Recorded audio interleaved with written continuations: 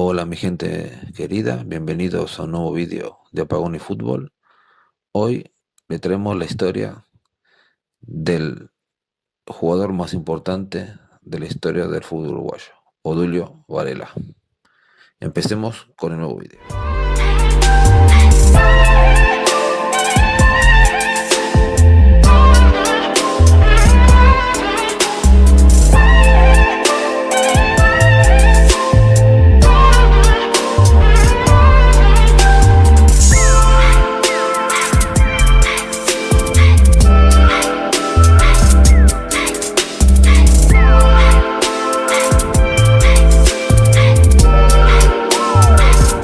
Un 20 de septiembre de 1917, en el barrio de Montevideo, La Teja, nacía Odulio Jacinto Varela, el gran capitán del fútbol uruguayo, el negro jefe, que después falleció el 2 de agosto de 1996, aunque dejó su huella para siempre en el fútbol uruguayo.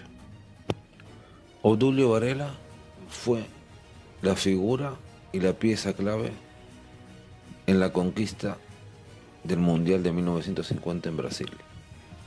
La gesta de Maracaná para la selección uruguaya de fútbol lo tuvo como líder indiscutible, un volante central regido por el respeto y los valores. Tal es así que mientras gran parte de Brasil lamentaba la caída, en vez de festejar por el triunfo uruguayo, se fue a un bar a ahogar las penas con los hinchas brasileños. El negro jefe se crió en una familia pobre, trabajadora y numerosa, y optó por llevar el apellido de su madre, Juana Varela. En el transcurso de su vida trabajó como cuidacoches, vendedor a domicilio, cadete en una lavandería, lustrabotas, peón y albañil en la construcción. Y en los ratos libres jugaba a la pelota. En 1936 debutó en Deportivo Juventud y en 1938 pasó a Wanderers y seguía trabajando en ese entonces como portero. Un 29 de enero de 1939 vistió la celeste por primera vez, con 21 años. Fue un partido por Copa América en Lima y ganó 3-2 contra Chile. Obdulio ingresó en lugar de Adón Reyes en el segundo tiempo. En esta Copa Varela fue suplente. En tanto, en la Copa América de 1941 en Santiago ya se había ganado la titularidad y en 1942 pudo conquistar el título en Montevideo. En esa Copa, la Celeste fue campeona con puntaje perfecto, ganando el último partido a Argentina, y el negro jefe jugó los 6 partidos. En 1943 pasó a Peñarol y se quedó 12 años en la institución, hasta su retiro, en 1955. Con los Carboneros fue 6 veces campeón uruguayo. Un 29 de enero de 1946 se casó con Catalina Keppel, su compañera de toda la vida, y 2 años más tarde encabezó la huelga que tuvo el fútbol uruguayo parado desde octubre de 1948 hasta mayo de 1949. Durante la huelga volvió a trabajar como peón albañil y rechazó sobornos de directivos para levantar la medida. En el campo ocupaba la posición que ahora se designa como volante, pero en aquellas épocas se designaba como centroja. Su rendimiento técnico era nada más que aceptable, o quizás solamente bueno. No era muy veloz al correr, tampoco corpulento, dominaba los distintos recursos técnicos dentro de lo que se esperaría normalmente de un jugador de primera división y nada más. En ese aspecto no sobresalía, pero lo que lo convirtió en un jugador único y héroe del fútbol uruguayo fue su personalidad. Ello significó ganarse el apodo de negro jefe. Sin gritos y sin histeria sabía poner en vereda con severidad a sus compañeros de equipo cuando estos no hacían las cosas como debían. Bastaban unas pocas palabras o quizás una mirada llena de rigor, como la de un padre severo a sus hijos, para darse cuenta que se tenía que poner mayor empeño en tal o cual aspecto del juego. Asimismo, fue muy respetado por sus rivales ocasionales, los cuales sabían que con este gran negro no era conveniente buscar problemas. Aunque Odulio Varela fue un jugador de tipo recio, siempre fue partidario del juego limpio, sin mañas, desdeñando la brutalidad. En cierta ocasión, como capitán de Peñarol, un adversario golpeó brutalmente y con toda alevosía a uno de sus compañeros. La agresividad de ese contrario ameritaba la expulsión inmediata del juego. Ello era evidente, pero de forma inexplicable dicha falta se sancionó con una simple contingencia del juego.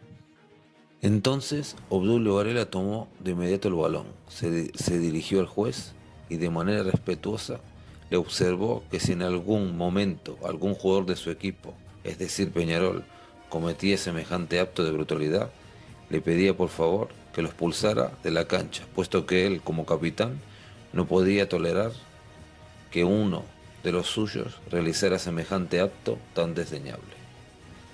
Pero la gran personalidad de Odulio Varela se pudo plasmar con nitidez en lo ocurrido en julio de 1950, en ocasión del Campeonato Mundial de Fútbol disputado en la ciudad de Río de Janeiro, en Brasil. Su actuación en dicho torneo fue lo que lo catapultó realmente a la gran historia del mundo futbolístico y quizá de todo el deporte. Aquí se pudo palpar por parte de este hombre sus recursos psicoemocionales, la verdadera astucia, el conocimiento o la presencia para llegar a percibir las virtudes y también los talones de Aquiles de los adversarios, y de acuerdo a ello, determinar la forma adecuada para manipular o aprovechar las distintas reacciones de los mismos en beneficio propio y del equipo. Fue el gran capitán de la Celeste y hizo que Uruguay llegara hasta la final del Mundial de 1950 en Brasil. Previa a la salida a la cancha, uno de los dirigentes entró a dicho recinto para alentar a los jugadores supuestamente y les expresó a Varela que perdiendo por menos de 4 goles de diferencia se salvaba el honor. Entonces Odulio Varela salió al cruce y respondió con verdadera autoridad: perder, nosotros vamos a ganar este partido. Así era la personalidad de Odulio, y antes de jugar la final con el estadio de Maracaná con 200.000 espectadores dijo a sus compañeros: no piensen en toda esa gente, no miren para arriba, el partido se juega abajo, y si ganamos no va a pasar nada, nunca pasa nada. Los de afuera son de palo, esos partidos se ganan con los huevos en la punta de los botines.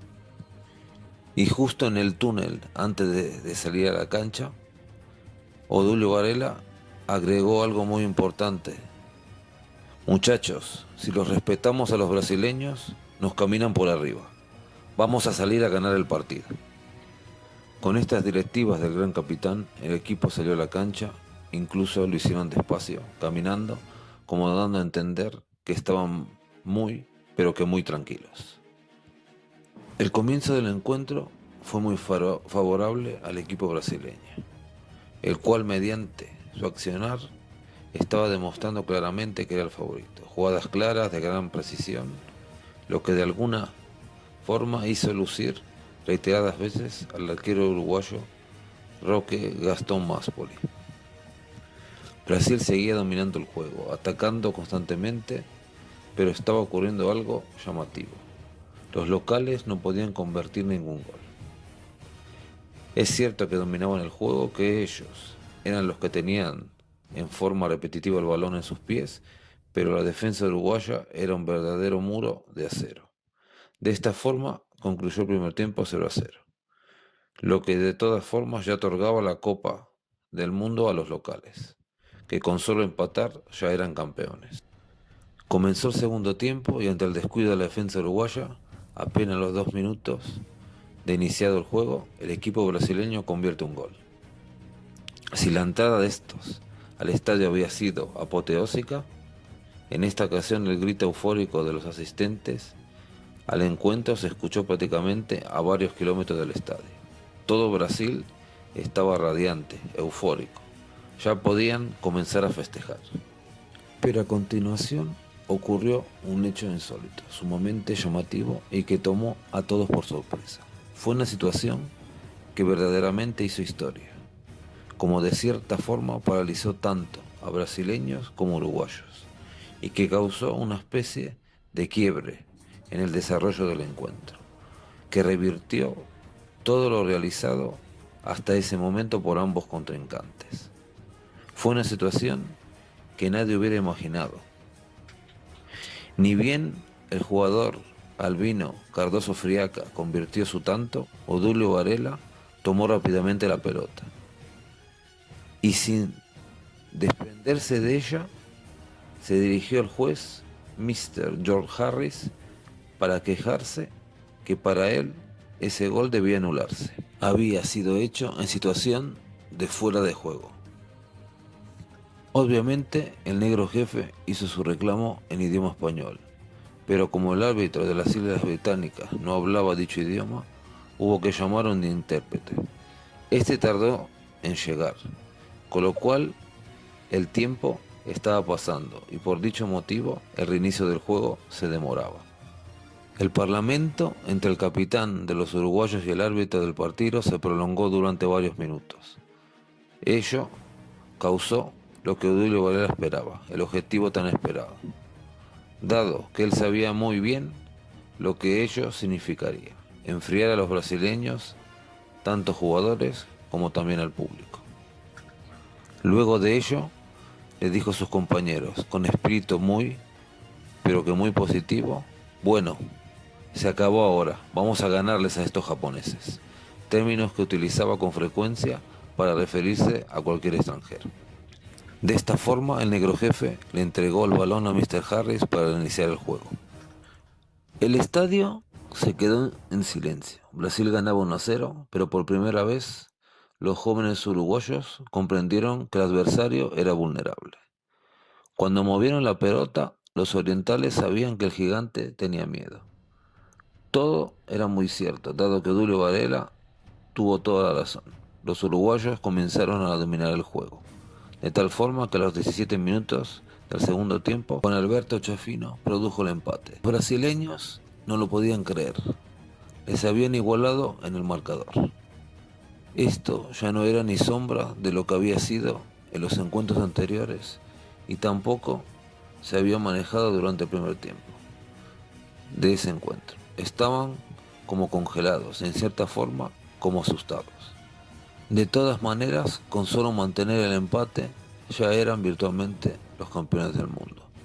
Pero faltando 10 minutos para finalizar el partido, se produjo la verdadera catástrofe deportiva para ellos. El puntero derecho uruguayo Alcides Edgardo Guilla recibe un pase, amaga a tirar la pelota hacia dentro del área. El arquero brasileño reacciona, como era debido, dado que comienza a desplazarse desde el palo izquierdo hacia el centro, en espera que el puntero uruguayo levante el centro y cubrir de esa forma todo el arco. Pero este hace todo lo contrario a lo que se esperaba, dado que patea directamente al arco y el balón entra hasta el fondo de la red entre el arquero Moacir Barbosa y el palo izquierdo. A partir de ese momento se presentaron dos tendencias psicológicas distintas, dos formas antagónicas de ver el partido. Para los brasileños el tiempo que quedaba hasta el final se veía sumamente reducido. Los minutos corrían para ellos a gran velocidad. Para los uruguayos, en cambio, especialmente los que escuchaban el encuentro a través de la radiofonía, ese mismo lapso se convirtió en una eternidad. Para Brasil y Uruguay, las manecillas del reloj se desplazaban a distintas velocidades. Sobre la finalización del encuentro, el equipo de Brasil creó algunas situaciones de riesgo para los orientales, pero finalmente el tanteador no se modificó y terminó 2-1 a favor de los últimos. Cuando Mr. Harris, el árbitro, tocó la pitada, dando por finalizado el encuentro, obviamente las reacciones fueron diametralmente opuestas. La alegría y la euforia para los uruguayos y la enorme desazón y tristeza y estupor para todo Brasil. Todo estaba previsto excepto el triunfo de Uruguay. Al término del partido se debía entregar la copa al capitán y al equipo campeón. Y fue ahí que el negro jefe se dio cuenta la sorpresa del presidente de la FIFA, Jules Rimet. Al aparecer en la cancha pudo percibir su incertidumbre, dado que éste empezó a deambular de un lado para el otro, sin saber qué era lo que tenía que hacer. Obviamente el presidente de la FIFA estaba preparado para un protocolo específico, pero ahora se encontraba sorpresivamente ante un libreto completamente cambiado o diferente. Odulio Varela se dio cuenta que Rimet estuvo por darle la copa al capitán de los brasileños. Aparentemente el presidente de la FIFA no se había enterado que los uruguayos habían convertido el segundo gol y habían ganado el partido. Por dicho motivo, el negro jefe se dirigió a él y prácticamente tuvo que sacarle el trofeo de las manos. Dentro del campo de juego había inclusive una banda, la cual tocaría el himno del país que se adjudicaba al torneo, es decir, estaba preparada para ejecutar el himno de Brasil. Y entonces, dadas las inesperadas circunstancias, en el mismo no se instaló ni tampoco se tocó himno alguno. El cuerpo de custodia que acompañó a Jules Rimet a la cancha lo hizo prácticamente llorando. Este fue el desenlace del final del partido. Terminada la ceremonia y la entrega de la copa, los jugadores se retiraron del estadio y salieron a divertirse y a festejar el triunfo como merecido lo tenían. Pero en dicho grupo faltó alguien. Fue nada menos que el personaje que cargó sobre sus espaldas con la gran responsabilidad del triunfo. Uno que mediante el empuje de su personalidad había hecho revertir algo que se consideraba como misión imposible. Varela se dio cuenta cuáles habían sido las consecuencias del triunfo de los orientales. Sin que sus compañeros se dieran cuenta, prácticamente se escapó del modesto hotel en donde se había alojado y comenzó a deambular en solitario por la ciudad carioca, las cuales prácticamente también estaban vacías. Según él mismo relató, más adelante entró en un bar y se puso a tomar una caña esperando que no lo reconocieran, porque creía que si eso sucedía lo iban a matar. Pero lo reconocieron enseguida y para su sorpresa lo felicitaron y lo abrazaron, y muchos de ellos se quedaron bebiendo hasta la madrugada. Finalmente, el presidente Valle mandó un avión privado para que trajeran rápido a los campeones, visto que la gente los estaba esperando. Fueron recibidos como ídolos por mucha gente y los acompañó también una larga caravana. Los jugadores fueron elevados a ídolos, pero sin embargo muchos murieron en la miseria. Odulio esa tarde escapó de los festejos y a partir de esa tarde siempre se mantuvo toda la vida apartado de la fama y del reconocimiento. Nunca perdonó a los dirigentes por no confiar, por abandonarlo y porque no fueron al partido, y por acuñar y colgarse del pecho medallas inmerecidas, que por cierto, de las medallas que repartieron, las de oro se las llevaron los dirigentes y las de plata se las dieron a los jugadores. También en una entrevista, cuando se retiró, dijo exactamente estas palabras: métanselo en la cabeza, ganamos porque ganamos, nada más. Nos llenaron a pelotazos, jugamos 100 veces y ganamos solo esa. Adelante fracasaron todos menos Julio Pérez y Guilla. Es que Afino solo tuvo la suerte de hacer el gol. Y el Omar fue siempre un caprichoso enorme, un jugador lindo para ver. La defensa es así, fue fuerte. Tuvimos la suerte de tener a Matías González, que jugó una barbaridad ese partido, y al Mono Gambetta, que también era otro fenómeno. De los brasileños, dice que sintieron el rigor, hasta cambiaron de color. Dice, nosotros la habíamos ganado meses atrás en San Pablo y no se habían olvidado. A pesar del barullo y de que tenían un equipazo, se vinieron abajo y ahí es donde aprovechamos y nos fue bien y salimos campeones. Él siempre pensó que después de 1950, de lo que se había logrado, en Uruguay empezó todo a acabarse, porque después él dijo que en 1954 en Suiza tenían mejor plantel para poder haber ganado el mundial, pero jamás lo iban a lograr porque Una por los dirigentes, que estaban más preocupados de estar viendo a los húngaros cuando era Uruguay el vigente campeón, y otro porque había un grupo de jugadores que se sentían campeones sin jugar y que después, cuando no lo lograron, eh, buscaron un montón de excusas que no venían al caso. Para terminar, Odilio Varela fue 57 veces internacional, marcando 9 goles. Fue campeón sudamericano en 1942, campeón de la Copa Mundial en Brasil en 1950 y cuarto en la Copa Mundial de Suiza en 1954. Jugó en Wander desde 1937 a 1943 y en Peñarol en 1943 a 1955, donde ganó 6 campeonatos nacionales. El de 1944, 1945, 1949, 1951, 1953 y 1954. Odilio Varela en la Copa Mundial de la FIFA arroja 7 partidos con 6 victorias y un empate. Se retiró invicto en el marco del certamen.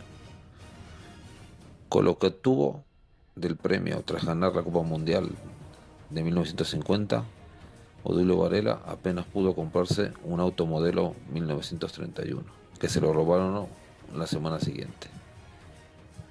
Odilio Varela también recibió la Orden de Mérito de la FIFA en 1994, durante la Copa Mundial de FIFA disputada en Estados Unidos. 2 años después, el 2 de agosto de 1996, a los 78 años de edad, considerado uno de los máximos héroes del deporte uruguayo, falleció. Recibió un funeral especial solventado por el Estado. Bueno, mi linda gente, espero le haya gustado este vídeo. Dejen like y comentario y hasta el próximo vídeo.